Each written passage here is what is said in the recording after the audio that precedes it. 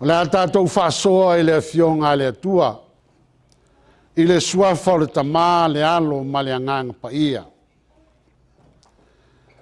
O le autu o le nei tae au e whapea. Saunia i le atua tae au fau mo ona tangata. Sa au nofo lava ma whetutu nai ma whauwhaunga foi ma manatu. O le tae au le nei o ta ua o le asao pama. O le aso o le o le malanga whatupu a Yesu i Jerusalema. E whailonga ina i lea tausanga ma lea tausanga. Ai wova vai tusi whaitau le nei tae au. E peo na tātou whaitau ina mai a Isaia. O lo ta oto ai nā. E leo tala noa le tusi aso i le malanga whatupu. Po o le fotuai o le malanga whatupu. Ai o lo whasoa mai le tusi aso. Ma le au whai ngā luenga te tofia le atua i le taunuunga o le malanga whatupu. Pea e sila i le tuspa ia. O le asa le nei. O le teimin nei o lai malanga mai Yesu i le maunga ngā i Jerusalema. A lo ala langa ai tangata o sana i le alo ta vita. Ia manuia lea fio mai le suafa o le li. Fai mai le whamtalanga le tuspa ia e pei o wha mau maunga mareko e tau nuu le malanga lea i Jerusalema ua po. Ua o i le afiafi. Fai mai leo le tala mareko e ulu fale Yesu i tonu o le malu malu. Ua tu ma tilo solo i tonu o le malu malu. Una toi whaifo lea o le wholaunga. A ngā i petania ma momoe ai. Fai mai leo le tala le tuspa ia e usua i mai le malanga ata e ao i le aso ngā fua i le vave ao. Na tau mai lea i le mati i laulaua. Fai mai lea na asi e Yesu a e ruatu Yesu ua na o lau e lei se fua. O na whetu ai lea e le atua o le mati. Te ele ia o onga. Ai mai se fo i o moli mau whale nganga i lea fo i moli mau.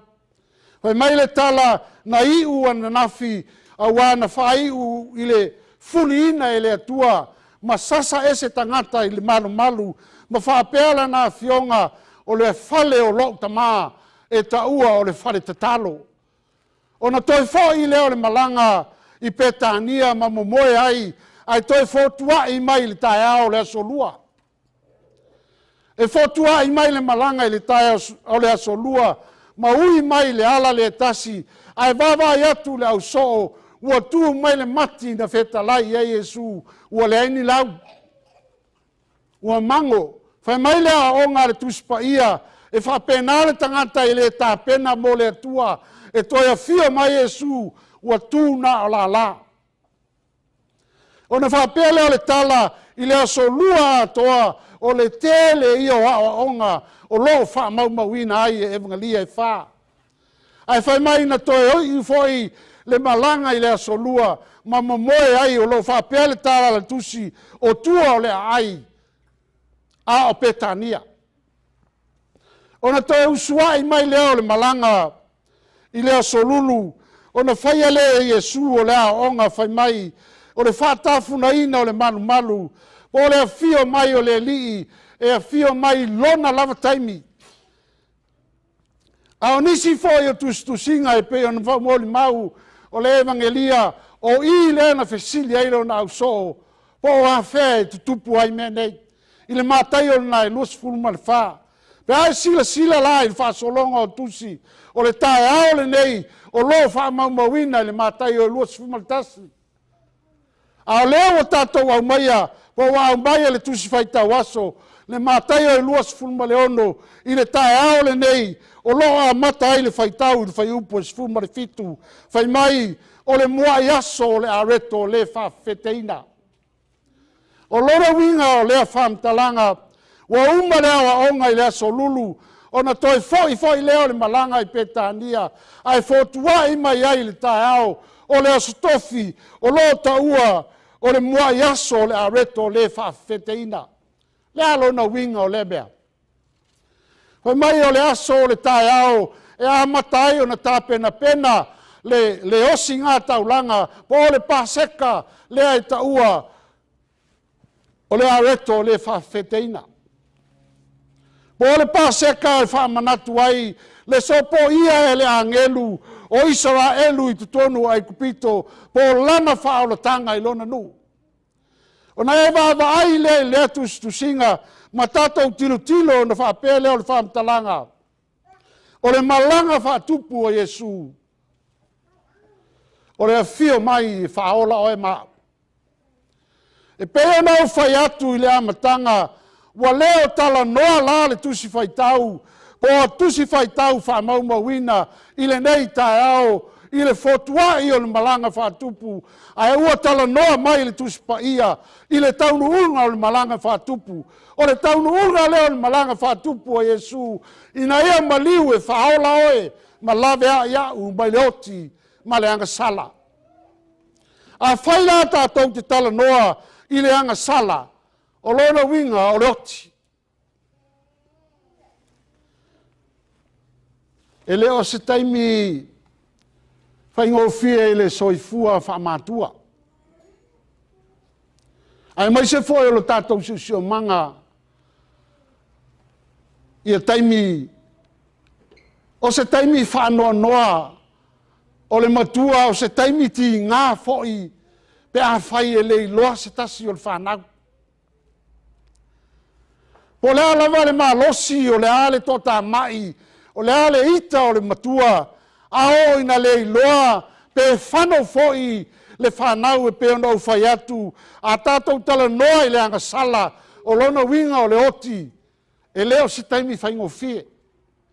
O se taimi o le nuti mamoia o le loto ai maise o le mana tunatu i winga ma le soifua o le alo po le tamaititi. Fai mai leo le whamtalanga a Isaia e peo na tātou whaitawina. O loo whapea na whetalai mai o Iova. O whea le tusi a lei o lau tina na au whaia. O lona winga o lea whamtalanga o lae tala noa Isaia a ngai i le lei lo loa o lana whanau. Po le lei loa o le nu o le atua. Po aina whatea e seina i la tau maia.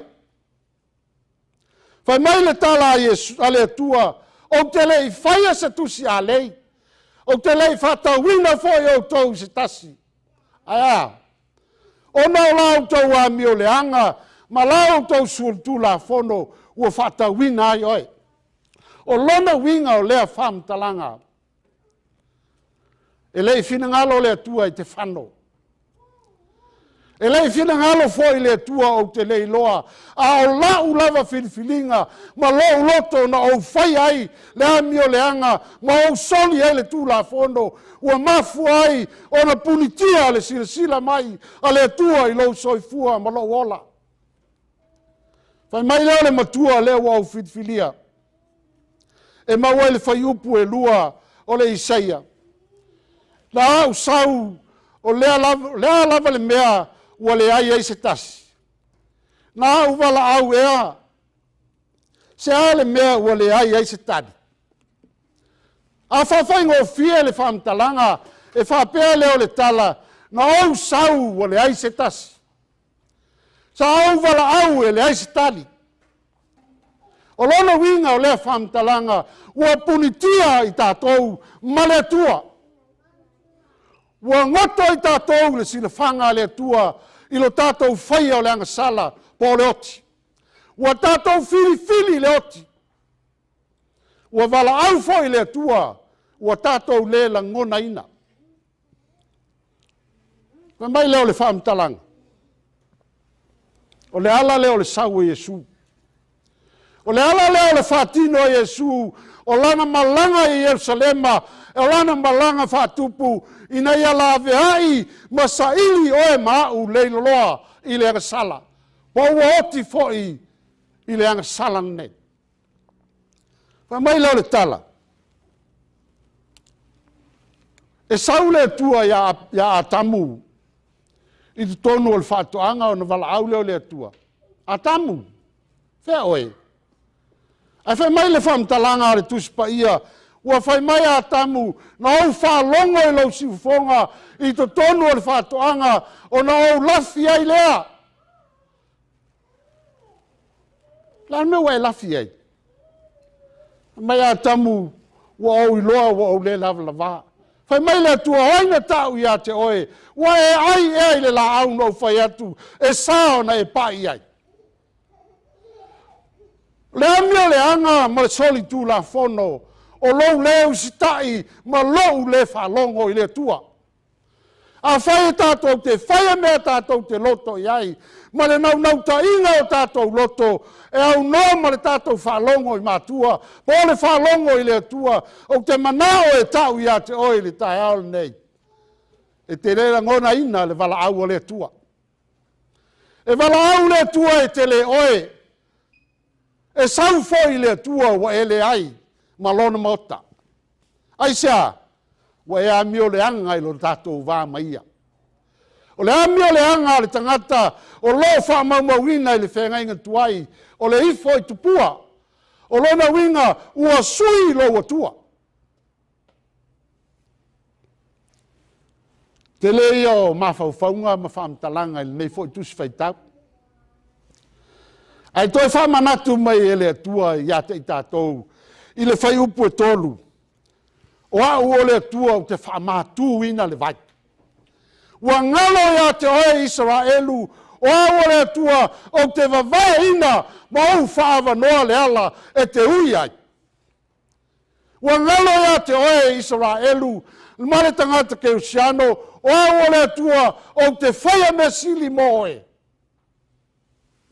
Whai mai le whaupunga le ei, i le whai upu whauta, o la waa i atu e pau mātu o le sami, e whai fōi au o vai tafe manu una mati, e elo ia ua iai o na ua le aise sua vai, e mamate fōi le fia inu. O lona winga o lo whata oto ai e le atua, i Israelu e mautinoa, le atua le nae te awauna iai, o le atua e au mea uma, o le atua e pule i a te oe maa. Ta ua lalo tātou soifua. Whalongo i le atua. O le whaia o tātou loto. Whai mai le atua o whai mai le atua. Ta lia Jesu e whai ma whaola. O le mea e tau na tātou whaia. Ta lia. Awa nei o tātou whinau i le atua. Le anga whai mai le atua. O au o te pule i le vai. E ma whai o nou whamatu ina. Lou soifua ma lo ola. Whamatala e le atua ma whai mai. E te lei loa o au no au whaia le paseka. Le tusi e mataio. Pa mai o le paseka na whai e Israelu. Na whatonu e le atua ia Israelu. I le tae ao le asotofi. Wa ai le mamoe. Ato ai titi le ainga tai tolua. Fasi le mamoe. Ma nini ai pou. Ai sea. E sau le atua e whaola rona no. O le fina ngalo foi nao le atua i a te ita ua. Ina ia nini o tātou ola, ma sau lo soifua, ma so ola vai vai, i le toto pa i o Jesu Keriso, o na la sia leo i tātou eloti. O na monti noa lea, ua tātou ola whaatasi ma Keriso. Fa maile, te mātai o le sa tātou whaitawin. Fa maile au so i a Jesu. O whema mātou te oe, e ta pena, e te tau mawhai le pāseka. Ia, ai sisila e tala nae whamatala, iai a le la whapupu atu. O le whale la sa whaasino Jesu e tau sami ei, pe tau mawhai le pāseka o le whale o la salo. Hei mai le tala Jesu, oi le whale, e whai e tangata o le aso, e tau mawhai Jesu malana whanau. Po ana wauna i le paseka, i lona whale.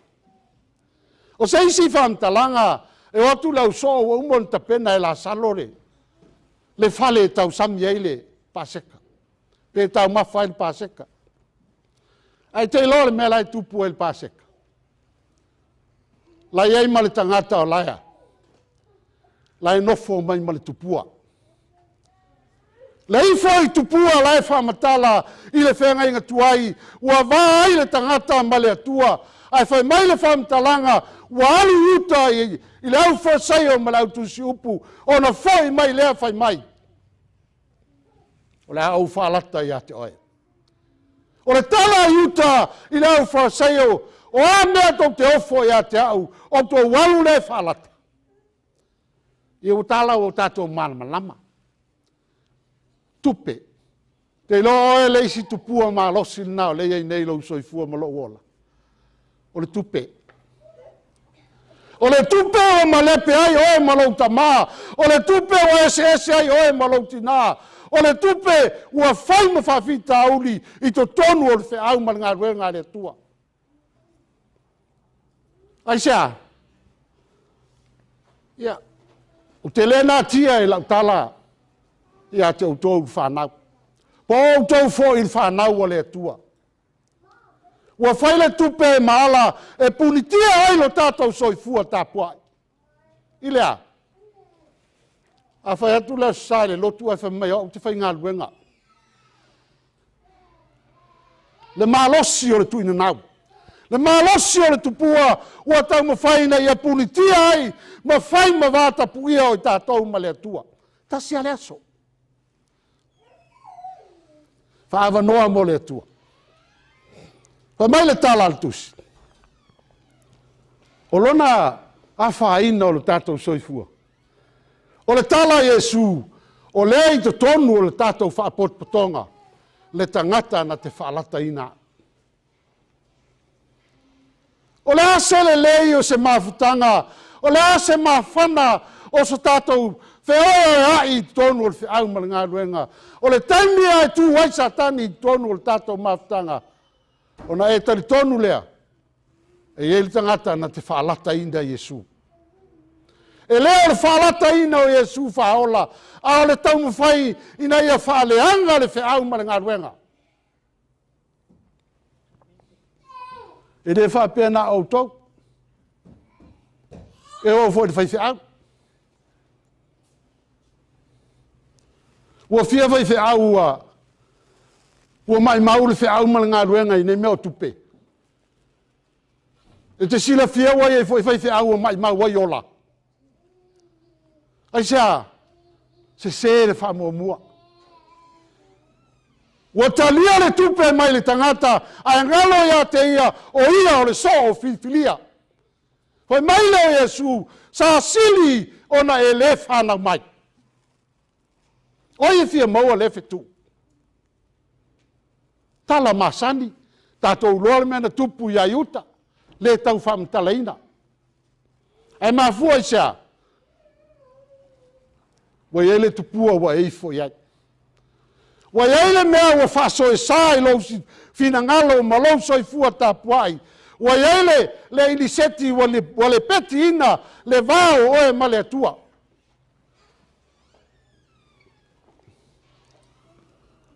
Fa mai le tala le autua nei taia. E saunia e le atua taia o fou. O le taia o fou le wa saunia e le atua mo i tātou le nei taia o. Taia o tātou toi mana tunatu ai. Lea se mea le anga o ilo loto e a whaina ilo uso. Lea se mea e no fo ma whawhau e a whaina ilo wainga. Lea se mea e whawhau ina e a whaina ilo tōlua. Ma lau whanau. Hoi mai le tala le tuspa ia. Mana tua le atua. Tau i le atua o whawhita auli. Tau i le atua mawhitianga o lau ainga. Tau i le atua le rua vāma lau tōlua. Tau i le atua lau vāma lau whanau. Nā ala ia. Whamanuia leo le atua tonu o tātou ainga. Ai awane e whiriwhiria ma tāo whi mau. Vai mai le fisile Iesu. Ai uta ia Iesu. Iesu, o awea. Vai mai le tala Iesu, i oe. Oe. Ele alo le tala e ale atua ia te oe. A whai awa e loa, o au ma oe whalata ina le li. Tau i le atua, o au le atua o te whalata ina oe. Se ia oi na tango mai le atua, e li liu ina lo loto. ina ia e ola, ai au ane e whano. Le tau whai loa. Le ala le na fua i eilo na ola atoa, ina ia whaia se tai au fau mo oe mao. Le ala tai au fau lo tatou ta pena ie. Ta pena ina ia e sao le langi. Ta pena ina ia e ta lia lona maliu. Malona toi tu. Le ala tatou whamana tuina fo il nei tai au. Ta pena ina ia e ta lia. O lou whātua tuanga le nā e te sao ai le ola e whaavavau. Ma o ulu whale ai i le mālo le tua. O lo tātou tari tonu na maliu ke riso mo oe māu. Na toi whātuina mai e le tamā, mai le oti mai le tunga mau. O lo tātou whātari tali i lona whaali mai e tari sa paia ma fisina lo soifua ma lo ola i le langi e whaavavau. Whaavavau lava. Amen.